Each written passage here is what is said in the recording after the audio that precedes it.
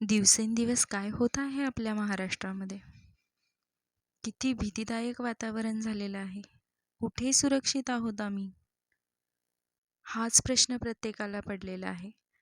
काही वेळेस उगाचच बोलले जातात की मुली अशाच राहतात, तशाच राहतात, असेच कपडे घालतात, तसेच कपडे घालतात. काय केलं होतं मग या मुलीने? काय समजत होतं तिला?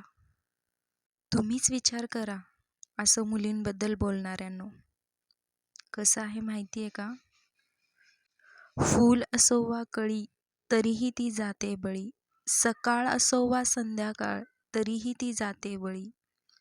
पेहराव जीन्स असो वा भरजरी चोळी तरीही ती जाते बळी. फूल असो वा कळी अशा नीच प्रवृत्तींचा जाहीर निषेध करत आहोत खरंच अशा गोष्टींचा, अशा नालायक लोकांचा.